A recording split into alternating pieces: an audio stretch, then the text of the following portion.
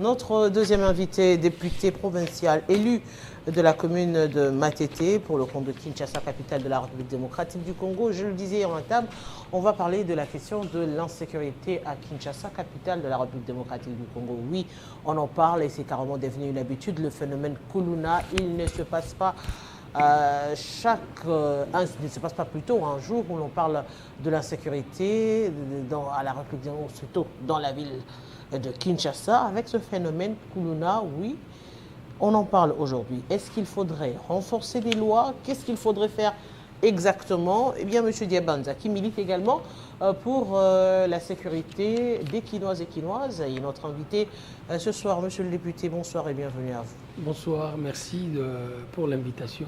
Aujourd'hui, justement, on va parler de l'insécurité urbaine. Parce que c'est vrai, aujourd'hui, si on doit recourir dans toutes les communes, pratiquement, il y a le phénomène Kuluna. On en voit même ici, en plein centre-ville, à Gombe, où on est censé avoir carrément des entreprises, mais on voit des Kuluna qui se battent ici au niveau de la gare centrale, par exemple. Comment expliquer ce phénomène ici dans la capitale? Je crois que le phénomène est parti de la déliquescence de la société. Au centre de la société, il y a réellement comme cellule de base la famille. Et quand la famille n'avait plus la possibilité réellement de tenir tout le deux bouts du mois, je crois que la pauvreté a permis quelque part aussi réellement qu'il y ait ce phénomène. C'est vraiment un phénomène social qui n'est seulement pas exclusivité de la République démocratique du Congo. Vous pouvez le trouver partout, sous d'autres cieux. Mais aussi, il y a aussi quelque part l'abandon de l'État. Ça aussi, nous devons le dire. Nous, qui devons réellement légiférer quant à ce, nous sommes en train de voir le phénomène aujourd'hui comme quelque chose de normal. Et raison pour laquelle nous nous sommes dit qu'il est important maintenant que nous puissions nous impliquer tous. Membres de la société civile, politiques, policiers, ministres et autres, nous devons réellement nous impliquer. Mais vous impliquez aujourd'hui. L'ampleur dont le phénomène est en train de prendre, dans les jours à venir, nous risquons de ne plus circuler à 10h, 12h et je ne sais quoi encore. Parce qu'aujourd'hui, quand il pleut, même dans nos quartiers, 10h, 11h, on est en difficulté de circuler pendant et après la pluie. Exactement. Donc aujourd'hui, il faut se battre. C'est vrai que le phénomène, à un moment donné, on va en parler à l'époque, il y avait le général Kanyama qui avait instauré un phénomène, ça a été décrié avec le système de droits de l'homme, opération... L'ICOFI, voilà. Opération l'ICOFI. Donc ça a été décrié par le droit de l'homme, mais on avait quand même senti que le taux d'insécurité ou encore du banditisme urbain avait légèrement baissé. Aujourd'hui, au-delà de ce que fait la police, est-ce qu'il faudrait des lois qui renforceraient la sécurité? Oui, j'estime réellement, il y a des endroits, nous, par rapport à notre réflexion, nous avons remarqué qu'il y a des trucs qu'il fallait nécessairement renforcer par rapport aux lois. Mais en dehors de l'opération l'ICOFI, tout récemment, avec l'implication du service national, nous avons remarqué aussi que ça va baisser.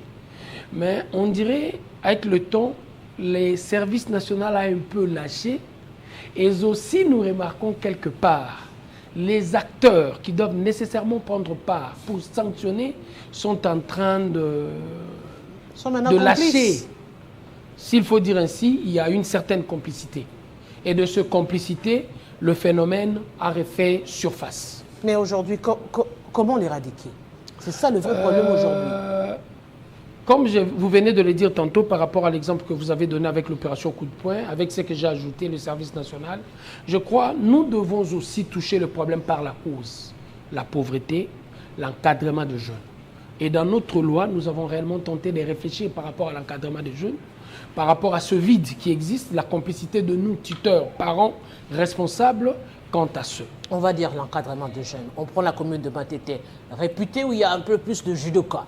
Ouais. Ah, on a même remarqué qu'en lieu et place que le judo puisse être un sport sain, on a même vu que le fait de faire le judo a poussé un peu plus d'autres encore à créer, à renforcer le banditisme urbain. En quelque sorte, ils se sont réarmés. Ça veut dire qu'il n'y a pas de garde-fous clairement posés pour résoudre ce phénomène, par exemple. Je suis encadreur sportif. Je suis président d'un club de judo, le plus vieux de Moamba. Je suis président d'une équipe de football de Matete. Et j'encadre réellement, beaucoup des entraîneurs sont avec moi. Je les accompagne depuis. Ce n'est pas parce que je suis député, je le fais depuis longtemps. En discutant avec le jeune, avec les encadreurs sportifs, c'est que j'ai remarqué, la plupart des coulonneurs sont beaucoup plus joueurs de football que judoka ou boxeurs. Il y en a peu qui sont boxeurs ou judoka. La plupart d'entre eux, vous allez remarquer, leur sobriquet, c'est Adebayor, ils ont de noms pareils. La plupart d'entre eux, ce sont des anciens joueurs qui se sont transformés en Kuluna. Parce que qu'est-ce que j'ai remarqué? Avec le football, 2e division, 3e division, il est en train de jouer. Quand il est en train de grandir, il y a des responsabilités qui sont en train de s'accroître pour lui, personnellement. Et il s'est dit, il n'a pas de moyens pour faire face à tout ce besoin. Et on dirait, par rapport à l'ambition, il s'est dit, le football, on dirait pour lui, il n'y a plus d'issue. Et il doit répondre à ses besoins. Et pour répondre à ses besoins, de fois, il verse dans le Kuluna. Et en dehors de cela, vous pouvez être une bonne maison, avec une bonne éducation. Vous débattez pour l'éducation de vos enfants, ils étudient. Mais l'enfant est buté à un problème réel. En sortant, quand vous l'envoyez, 13, 14 ans, 12 ans, quand vous la voyez pour acheter quelque chose dans le coin, il y a des moments où il peut rencontrer quelqu'un dans la rue qui est en train de le menacer. L'enfant ne va pas verser dans le Kuluna, il va rentrer vers papa pour dire à papa, tel enfant, un nom déjà réputé du quartier, est en train de me déranger, papa, vous devez réellement voir ses parents ou le voir, parce que ça ne marche pas. Le papa comprend qu'il est dans l'impossibilité de chercher solution pour son fils, dans ce cas-là. Parce qu'il connaît déjà l'enfant. Il est réputé bandit, il est réputé dans tout le nom d'oiseau que nous pouvons réellement le coller. Mais tu te dis, devant cette impossibilité, que puis-je faire pour mon fils? Les fils continuent de sortir. Et en sortant, il continue d'être menacé. Un de ses amis peut lui dire, « Oh, tu as peur de quoi? Moi, je peux te protéger. » Et en le protégeant, c'est sûr qu'il va utiliser la machette ou autre instrument. Et l'enfant va comprendre par son ami que pour me protéger face à ces menaces, je suis dans l'obligation, comme lui, d'utiliser aussi des armes blanches. Et facilement, il va verser dans le banditisme urbain. Ça, ce sont des cas que nous sommes en train de voir. Parce que nous nous sommes dit, désormais, c'est vraiment un phénomène qui est en train de me préoccuper. Et nous sommes en train de mettre en place une fondation qui va s'occuper beaucoup plus de la prévention en regardant des jeunes de 12, 13 ans, parce que ce sont eux, au début, qui sont des éclaireurs. Ce sont eux aussi qui versent pour l'avenir du phénomène en question. Actuellement, on le sait, quand on joue des rencontres de football, 2e division ou encore 3e division, disons-le, les enfants jouent, telle équipe a gagné, après c'est des bagarres. C'est ça. Aujourd'hui, le phénomène, c'est les écoles. Telle école contre telle autre école. Et ça prend de l'ampleur. Ou encore tel club de judo contre tel club. Après, les combats, c'est les bagarres généralisées. Ça arrive. Ça arrive. Mais on se dit, comment protéger un enfant qui habite cette commune et dont les parents ont une résidence? Ils ne louent pas, ils sont là, donc ils vont grandir dans ce quartier, ils vont y vivre jusqu'à grandir. Comment protéger ces enfants? Est-ce qu'aujourd'hui, il y a d'abord un problème d'électricité? Ils opèrent, vous avez dit, non seulement par rapport à la pluie, mais par rapport à l'obscurité. Il y a des communes de Lemba, de Matete, de Kisosso, où on ne sait pas circuler parce que la composition est telle qu'il y a des tunnels. Il y a des raccourcis en tunnel. Et quand vous affrontez ces tunnels-là, vous êtes face à des Kuluna, c'est des problèmes réels et vrais. Et c'est des enfants qui doivent circuler librement. Est-ce qu'aujourd'hui, il y a, au-delà de la police, des organisations qui peuvent être faites de manière communautaire pour détecter, reconnaître ces enfants, détecter les problématiques de manière à ce que lorsque les problèmes arrivent à ces enfants, vous sachiez identifier du moins que ça pourrait être tel, ça pourrait être tel autre enfant. Connaître, je vous assure qu'ils sont connus. Ça m'arrive deux fois, je suis chez moi à la maison, on vient me voir. Non, il y a un petit qui a été arrêté. Il a été arrêté, qu'est-ce qu'il a fait? Oh non, il était chez lui, il n'y avait aucun problème. La police était en train de circuler, ils l'ont appréhendé. On l'a amené au district. J'appelle un de mes amis, un de mes collaborateurs. Essayez d'aller voir tel jeune par rapport à son arrestation. C'est sa mère qui est en train de me le dire, ou un de ses frères. Quand on descend de l'autre côté, quand vous arrivez sur le lieu, directement, les responsables de la police vous disent, celui-ci a déjà été fiché. Il vous a dit, il s'appelle comment? Oui, il nous a dit, il s'appelle Obed. Non, ce n'est pas Obed. On l'appelle Songambeli. Directement, parce qu'il est connu et il est fiché. Mais ils sont fichés. Puisqu'ils sont connus, pourquoi pas l'entendre des réinsertions sociales? Je prends l'exemple, les politiques les utilisent. Quand vous allez dans la commune de Lemba, par exemple, ces jeunes, il y a des communes, vous reconnaissez que tel groupe sont de tel parti politique. On les a affectés où? On les a affectés au niveau de l'arrêt de bus. C'est eux, par exemple, comme on dit, transport.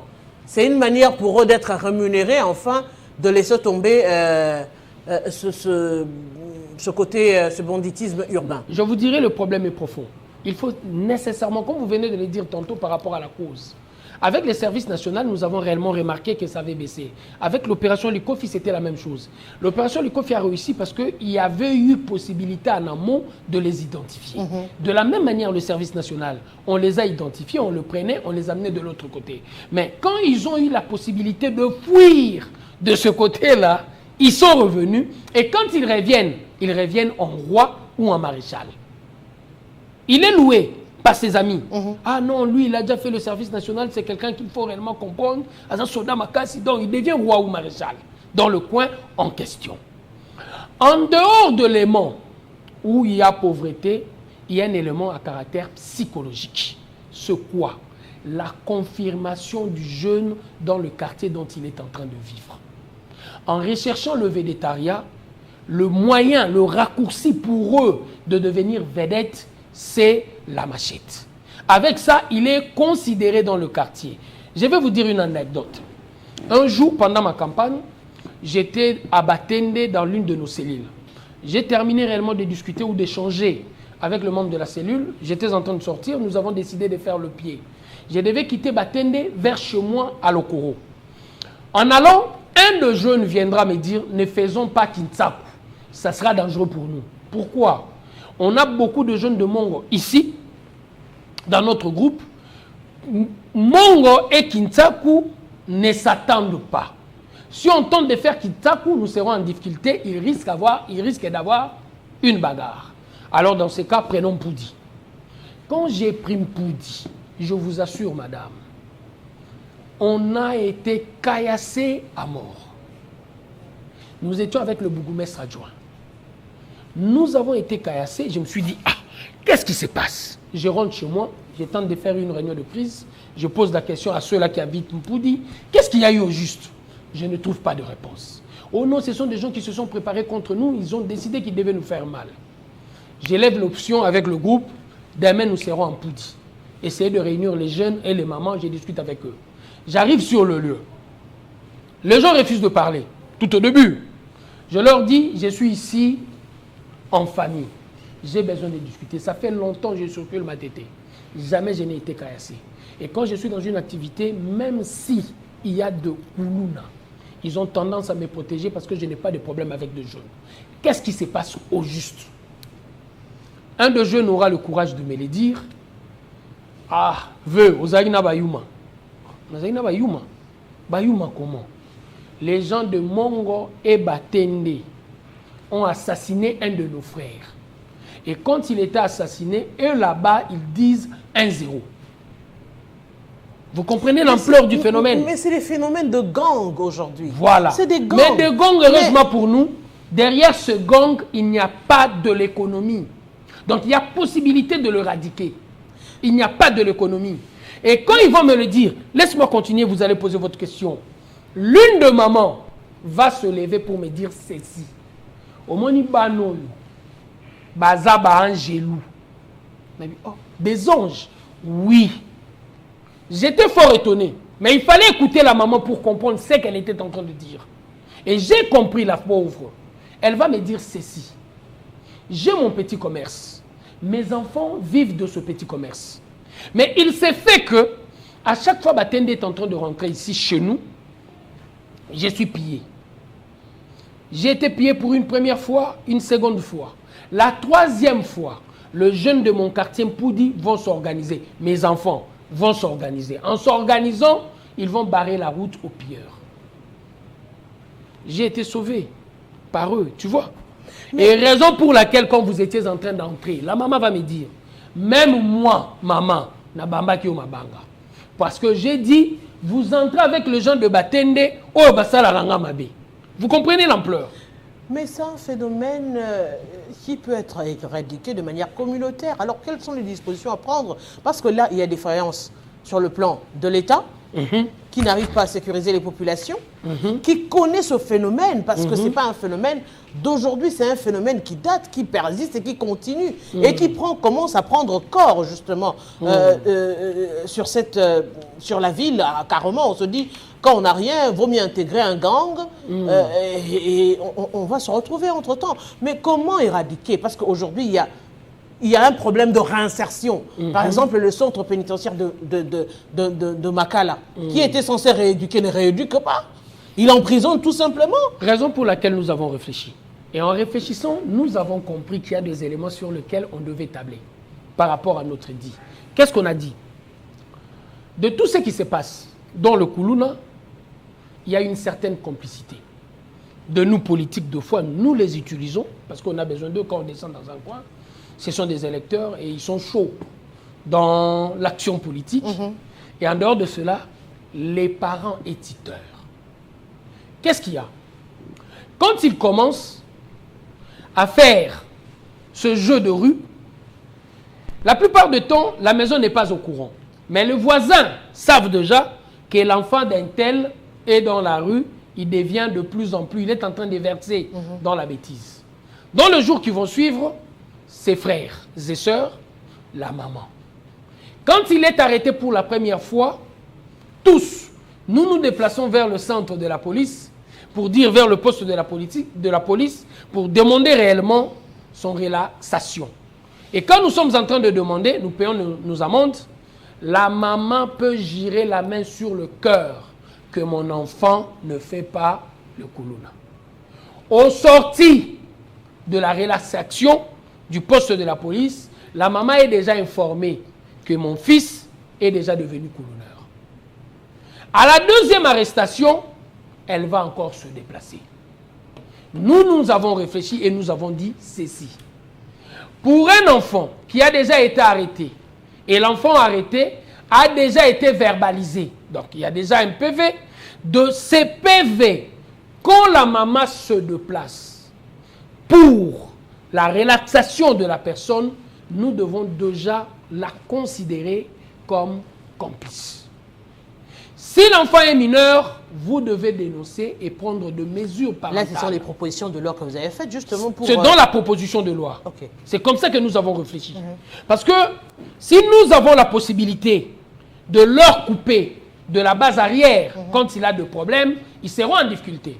Le juge ou le policier n'aura pas la possibilité de se laisser corrompre pendant que les faits sont établis. Je vous ai dit déjà ici en amont que la plupart d'entre eux sont connus, même lorsqu'ils commencent.